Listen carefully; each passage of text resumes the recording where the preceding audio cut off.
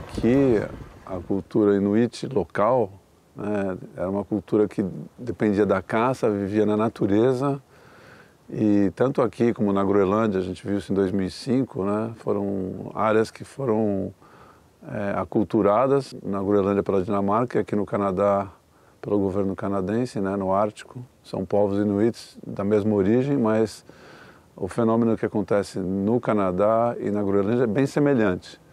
Você vê problemas sociais ligados a álcool, a questão deles perderem a identidade, né? Aqui no Canadá, principalmente, pelo fato deles terem tido um governo muito duro, obrigou essas pessoas a não mais falarem a língua antiga deles, né?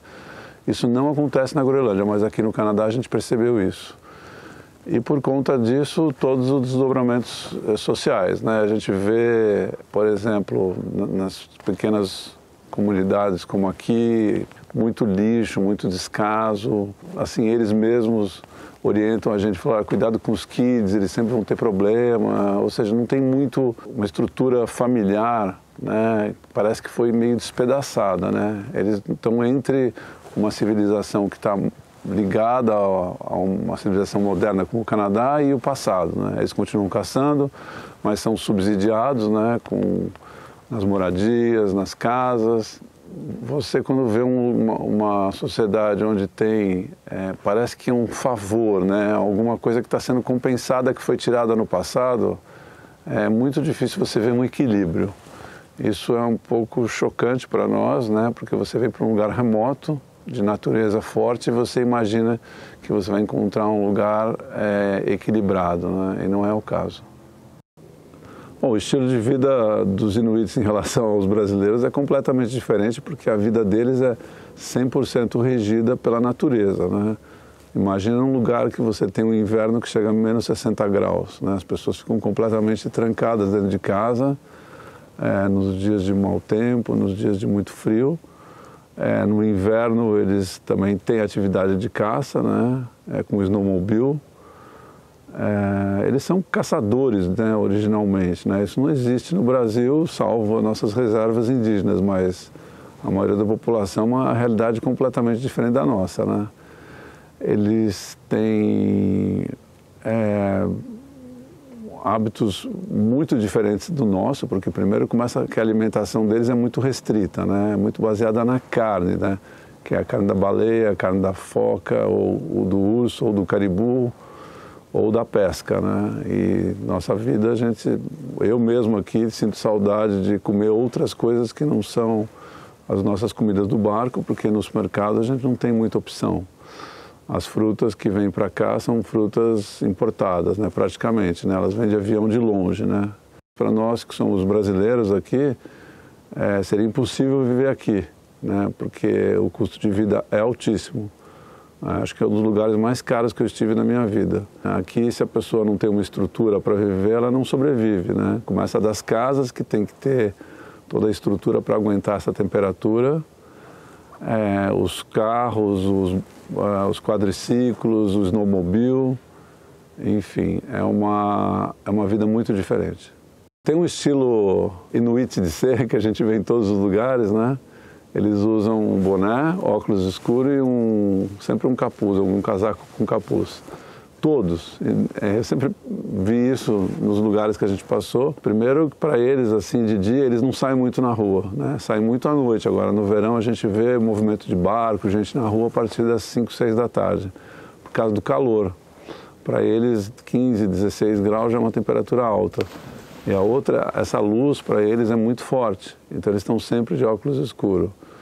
O capuz também ajuda os mosquitos, né? A gente sabe que lá em Tuk a gente via que andar de gorro ajudava bastante.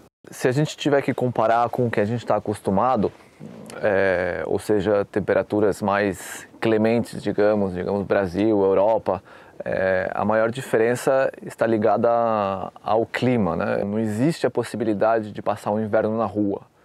As pessoas morrem, até quem tem casa e sai e se perde por algumas horas pode morrer por causa da temperatura.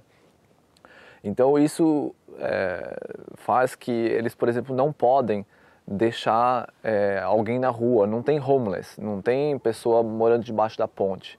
Então eles têm um sistema de casas sociais que todos beneficiam, os locais. E isso é uma diferença, demanda uma certa adaptação, porque, como dizer, você não pode deixar alguém atrás, essa pessoa vai morrer se você deixar para trás. Outras adaptações que eles têm são ligadas principalmente às baixas temperaturas também, como as casas são super bem isoladas, as roupas deles são muito boas, o transporte dele, no inverno não existe a possibilidade de ir caminhando de uma casa para outra, tem que se preparar, então tudo se faz aqui a bordo de motos ou snowmobiles.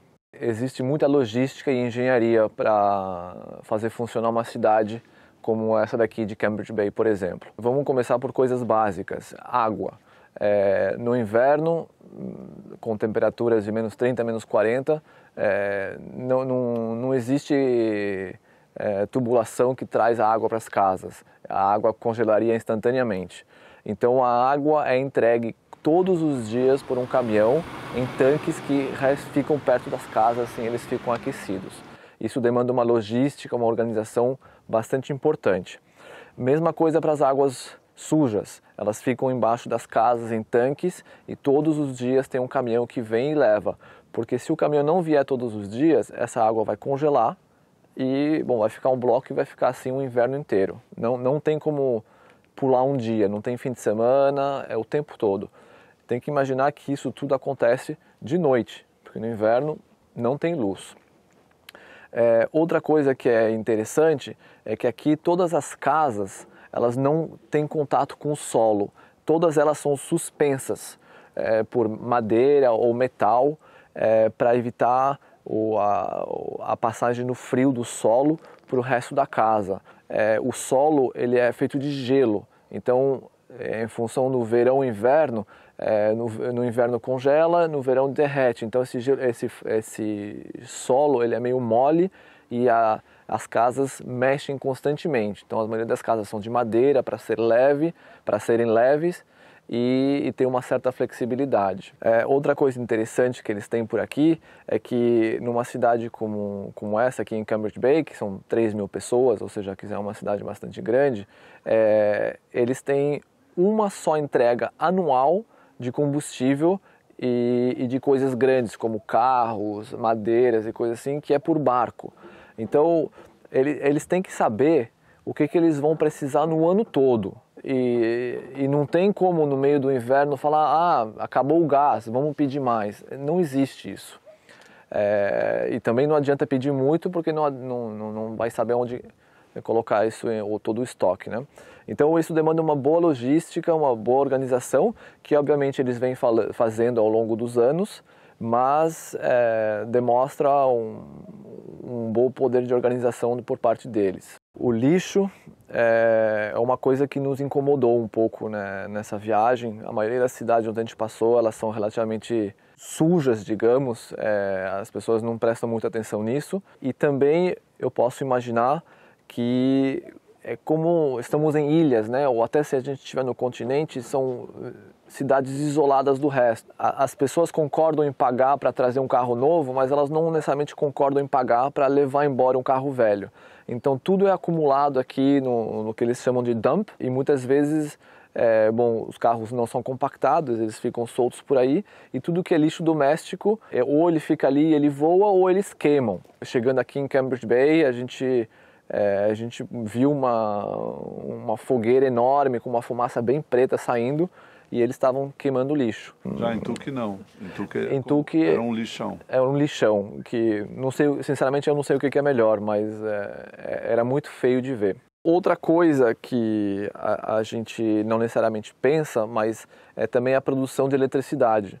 Toda cidade hoje em dia precisa de bastante eletricidade, aqui mais ainda, porque no inverno eles têm as luzes e os aquecedores ligados o tempo todo, e aqui a eletricidade é produzida por geradores a diesel. Deve ser o mais prático e o mais eficiente que eles conseguem ter hoje aqui. Energia solar a gente vê algumas casas como essa daqui, por exemplo, que tem alguns painéis solares, mas 6 meses por ano não tem sol, então nem sei por que tem painel solar por aqui.